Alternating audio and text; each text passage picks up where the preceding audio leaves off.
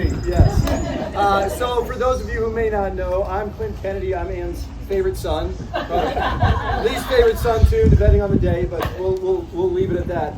First and foremost, thank you so much for being here. It means a lot to me, to my father, to my sister, and the extended family, so thank you. I know, by the way, happy Father's Day to all the fathers out there. Maybe not the best timing, but it is Father's Day, so thank you, fathers. That's great. And certainly happy birthday to my mother and to Maggie. So happy birthday. So yeah, we're being efficient and celebrating a lot all today. So really my role is to kind of welcome you all. I'm going to hand it off in a second, and we have some short speeches. We also have a wonderful performance on tap, and I hear there may be a crowd participation segment at some point as well. It's a secret, don't make them run away. Purely optional, but highly encouraged. So if you could participate, that would be great. I know we do have a few folks that traveled from far and wide, so again, thank you so much. I know this is a lot of people are traveling this time of year. I'm looking at different people that came many, many miles and so forth. So thank you. Really appreciate it. I'm going to just go quick anecdote because I didn't want to do a full speech, but I wanted to share. I've been thinking about this a lot, as you can imagine. So I kind of had a really kind of idyllic childhood with my mother, from never missing a ball game to literally packing almost the same exact lunch that I loved for 13 straight years, and I have friends that used to eat with me at the lunch table that can attest to that. I desperately miss those Little Debbie cookies every day, but I probably don't need them anymore. And I don't drink orange juice with my ham sandwich anymore, but she knew what I liked, and I really appreciated that. And it's those things, those small moments that I reflect on in time, and how consistent and how much she showed me how much she loved me through those small moments and always being there for me. Even leading up to really that next chapter, because as some of you may know, I got a job when I was 16. My friend Ben back there got me a job when I was 16, bussing tables at S&P Oyster Company, downtown Mystic. And this really attractive, really smart, really outgoing head waitress trained me that night, Leah. I happened to spill a beer bottle in her mother's lap that night too. Debbie, I'm sorry, my bad. But I came home that night really excited about the job and so forth. But even more excited about it, I said, Mom, I think I just met my wife tonight. And she didn't laugh at me. She didn't say you're full of shit, anything like that, whatever. She just said, that's nice. I'm happy for that. And you should pursue that. And you should see what happens. So I said, thank you. So fast forward 7 years after that, and Leah, who I had stayed in touch with for all those years, called up my mother and said, hey, my girlfriend and I are driving cross country. Is there any chance that we could stay at your place? And I think my mother's first thought was like, is that how it works in this country anymore? Like, really? Leah was traveling with a woman from Spain, and that's what they do. They have family all over the country. They go stay. And my mother said, you know what? We would love to have you here, but on one condition. Only if you stay when Clint comes back. I was on a trip after graduation when Clint's here. And Leah said, yeah, that sounds about right. So I fly in. She's at a campsite in Yosemite, drives 12 hours to get there because she thought it was around the corner. And we actually had kind of our first date night, leave it at that, that weekend. So not only did Mom consistently bring me through those early years, but she ultimately found my can't measure enough.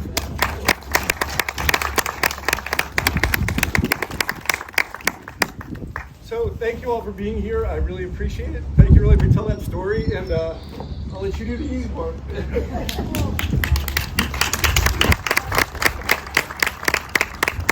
Hi, I'm going to do the eulogy for Ed. I'm going to do the best I can, but please bear with me. I appreciate the people who came from long distance. They got a lot of local people here. That's great. And people who came long distance. But my sister and her son came from Alabama. I got nephew Bill and his wife Kathy came from Illinois to represent the Kennedy clan. Mary Pat and Doug came all the way from Ohio. It's great to see those people that are willing to make that effort to come and celebrate this with us today. And I wanted this to be a celebration. I don't like funerals. They're sad. And this is a sad time, and they're crying a lot. Okay? But we're here to celebrate Ed. and what a wonderful person she was. So I'm going to read this. I wrote it ahead of time because I couldn't speak it extemporaneously, I'm sure. But Ann and I met on a blind date in October of 1967. The blind date was arranged by a fellow young engineer living in a rooming house near our jobs at an electric boat company. He had a serious girlfriend living in Waltham, Massachusetts, and had a roommate that she knew from their attendance together at Simmons College in Boston. The date was set up such that there was one plan if Ann and I hit it off, and an alternate plan if we did not get along. That's another story. Obviously, Plan A worked out, and we spent an enjoyable weekend together. Our courting days consisted of many weekend trips from Mystic to Boston. We dated for about a year and a half, and we got married on April 19th of 1969. We honeymooned in Bermuda. We did not live together for the first few months of our marriage, as Ann was finishing up her teaching school year at Waltham, where she was teaching home economics. We lived in a rented house in Giants Neck in Niantic for a couple of years, and until I took a job in Pennsylvania at a nuclear power plant. We lived in a remodeled chicken coop where we celebrated the arrival of our daughter Carrie. 3 years later, we moved back to Mystic, and we added our son Clint to the family, and we proceeded to work and raise our family here in the Mystic area. Ann devoted herself to the honorable profession of motherhood and raised our children while I traveled a lot for work. So our children got two great kids. We had great kids, and they're a product of Ann's efforts. Ann devoted herself to motherhood. Ann loved to be involved in activities with the children who were involved in, as she was always there with a kind, helpful word for Carrie and Clint as they progressed through their school years. She enthusiastically participated in their academic activities, but she really thrived when supporting their thespian activities for both Carrie and Clint. She encouraged them to perform in plays and shows that I'm sure contributed to their development as accomplished, outgoing people. She joined me in getting involved in various sporting activities that the children engaged in, like baseball, softball, basketball, soccer, all the usual sports that the youngsters do. Those years of raising our children in a beautiful Mystic area were indeed a joy that passed all too quickly. During that time, Ann joined the dance studio to pursue her lifelong love of dance. She met Maggie Dennis, and we love you, Maggie. She met Maggie Dennis and numerous other dance partners at the studio.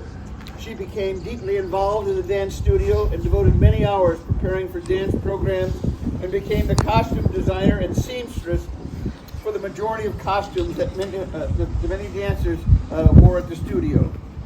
During this period, she eventually became the director of the Swinging Stars, a group of seniors that danced out of the Groton Senior Center. And we have Mary Pat and Carol Pratt, who were deeply involved with the Swinging Stars. In 1994, we relocated to Arvada, Colorado, a suburb of Denver, due to a job change I made. Given the state of the commercial nuclear industry after the 3 Mile Island accident happened, the only work for nuclear junkies like me was in support of the nuclear weapons program. The move was a very traumatic event in Ann's life. Here she was in a new home 2,000 miles away from family and the numerous dancers that she knew. Ann always was a person who, she suffered a little bit from a lack of self-confidence, as she was a very humble person. Yet on her own initiative, she overcame her shyness and approached the Jefferson County Senior Center to propose the establishment of a senior dance program of tap and show tune dancing. It took a lot of personal courage for her to put herself out there in a new, unfamiliar environment. With a lot of effort and a bit of patience, her endeavors evolved into a program that grew into 80 students in a group that became known as the Rockettes, a play upon the Rockettes from Broadway and the Rocky Mountains, with a Rocky Mountain flair. She taught dance routines that she had choreographed, many of them stolen from Maggie. With permission. I'm sorry. She made custom-fitted costumes for all her dancers, arranged performances all over the Denver area, and emceed the performances. She overcame her shyness to the point that she spoke in front of crowds of hundreds of people and appeared on television as Denver's premier television channel. She was recognized in November of 2007 for her volunteer efforts as she was awarded a prestigious Nine Who Care Award in the Denver area. And achieved great success and recognition in the Denver area for her efforts in providing a performance outlet for local seniors to entertain at veterans' homes, senior centers, and established a dance program that continues to this day on National Tap Dance Day in Denver. Part of the display we have, I was sent the program from this year's edition of the National Tap Dance Day in Denver, and the program was devoted to Anne in her honor, and it's on the brochure. If you get a chance to look at that, please do. Her group, the Rockettes, and I've got my proud Rockettes shirt on. The Rockettes still exist and continues in the Denver area, performing her routines and wearing the costumes she made. Yet, given all the success and pleasure that she established, her greatest satisfaction was derived from the extended family that she had fostered in the Denver area. The dancers shared their lives with one another, including the joys of their respective families to the tragedies of a loss of a life partner, like I'm going through now. I remember going to funerals for dancers who had lost their husbands. There in the crowd was a group of Rockette ladies, all decked out in their red shirts, providing support to their fellow dance family members. Truly, Anne's greatest achievement, next to raising her children, of course, was establishing and nurturing the Rockette dancer family that still thrives in her name, in her honor today. She established a family that we're very proud of. There are times when I get pretty sad and depressed that I have to kick myself in the butt a little bit and tell myself how fortunate I was to have been with Anne for 57 years. And I've got two wonderful children that I love very much. So thank you all very much for coming today. I appreciate it. And Anne would appreciate it.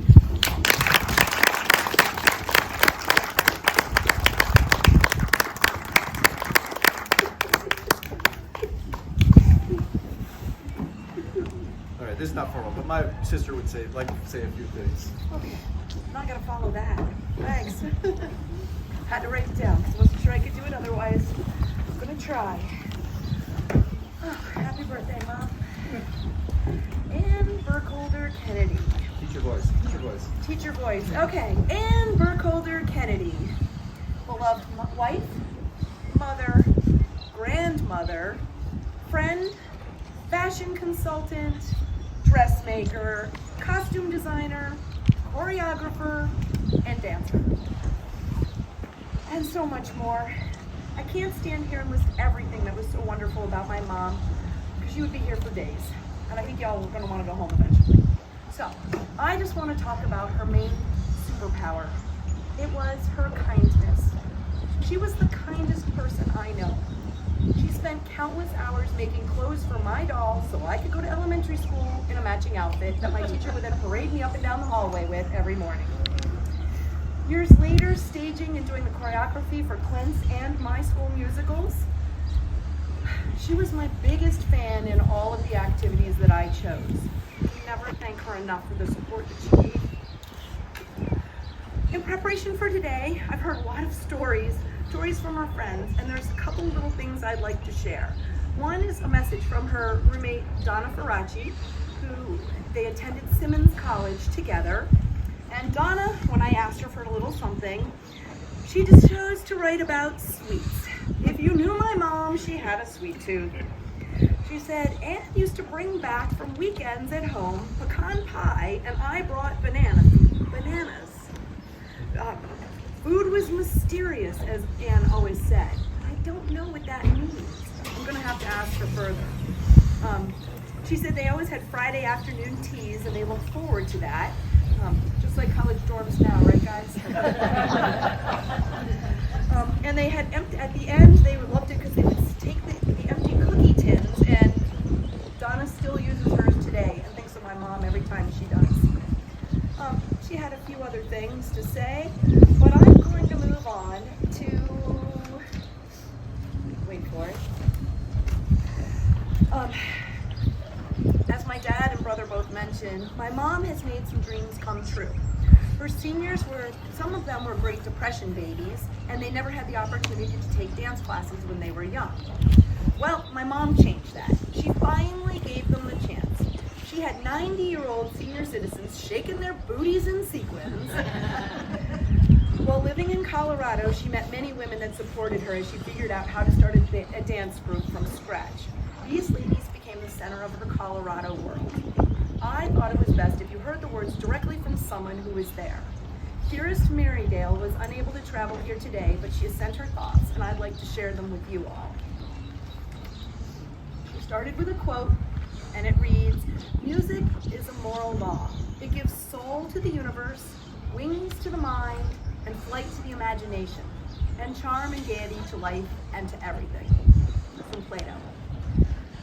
She wrote, "I want to remember my dearest friend Anne by telling you why she was our very own music man.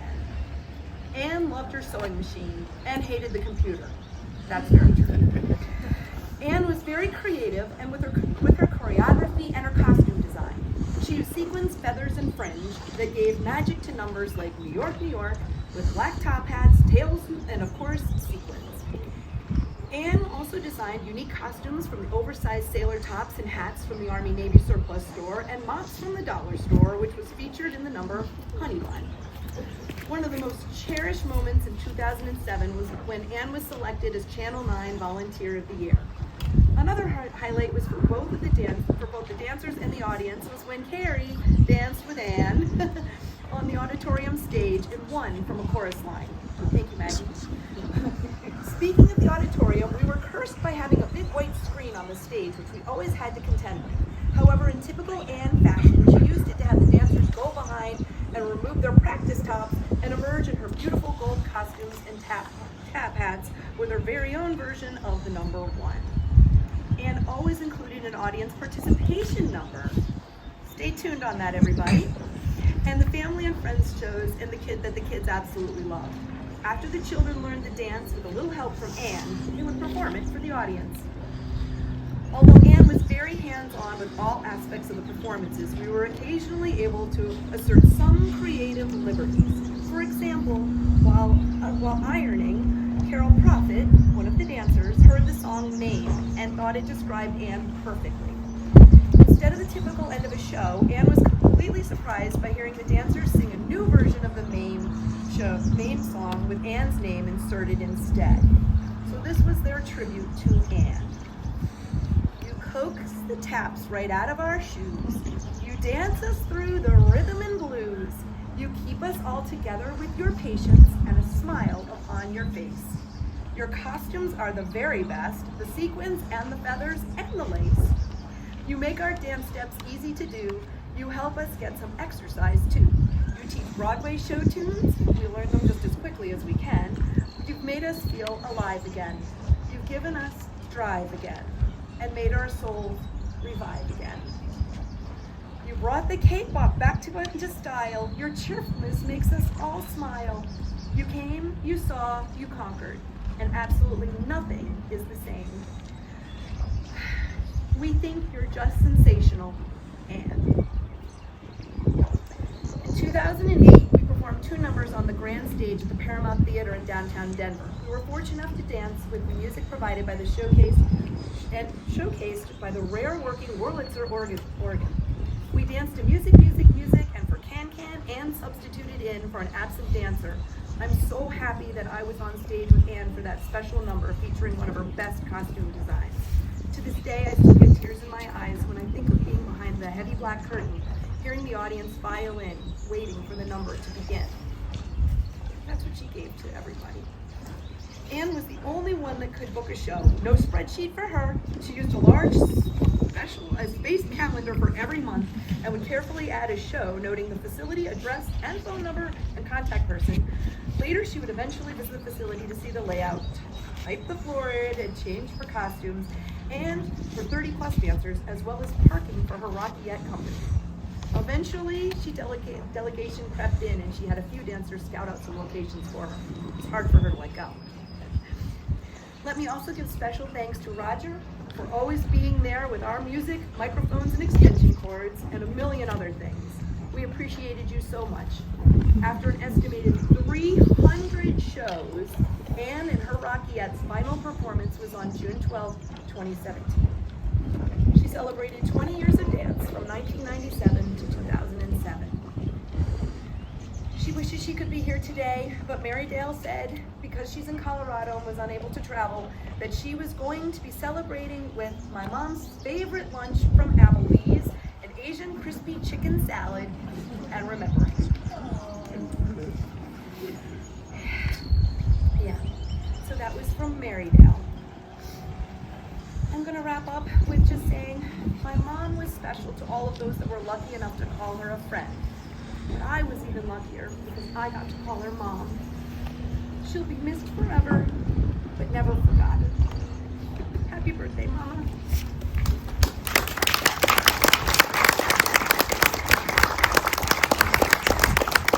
Good. Maggie, would you like to come up and say a few words? I'm not.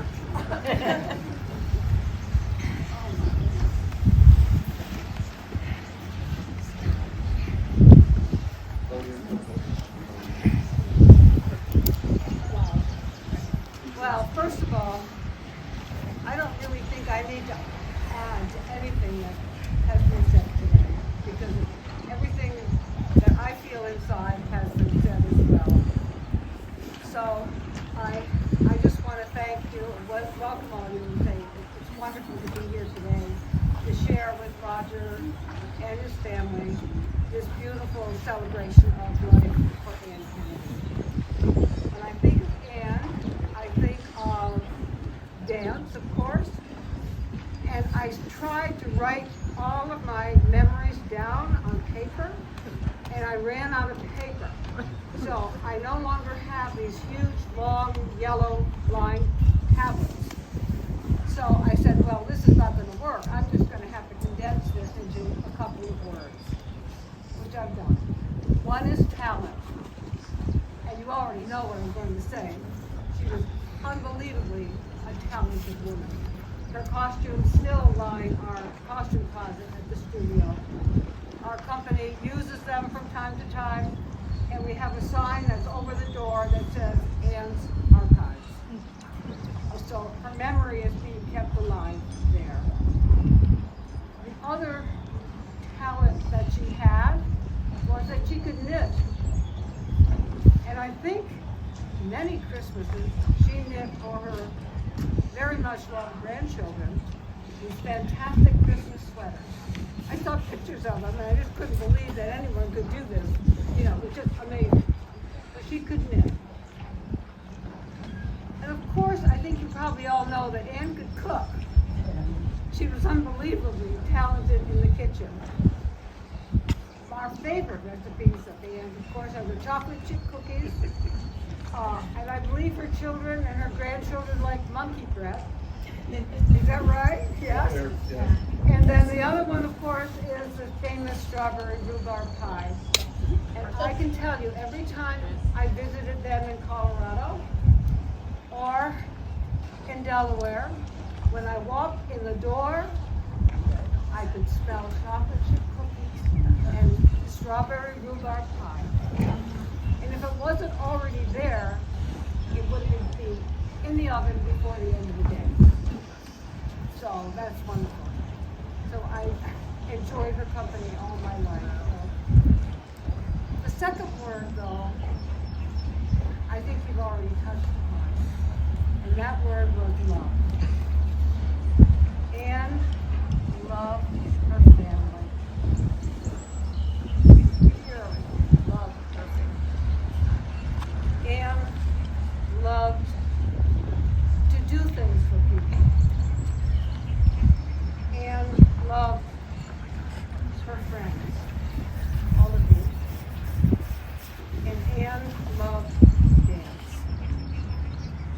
had the gift of imparting to seniors a most beautiful gift of the appreciation of dance and the appreciation of putting a program on the stage. She was a treasure to all of us. So, Roger, Clint, and Leah, and your children, Carrie, and John, and your boys, I thank you on behalf of everyone here for sharing your beautiful Anne with us.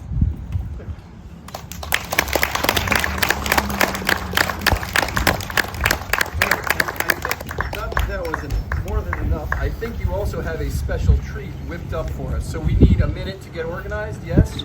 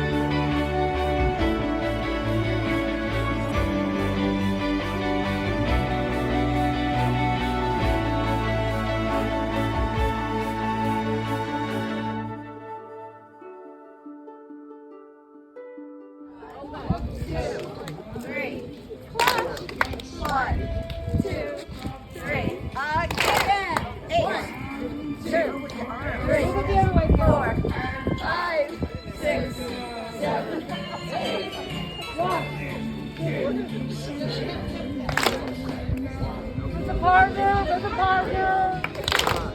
1, 2, 3.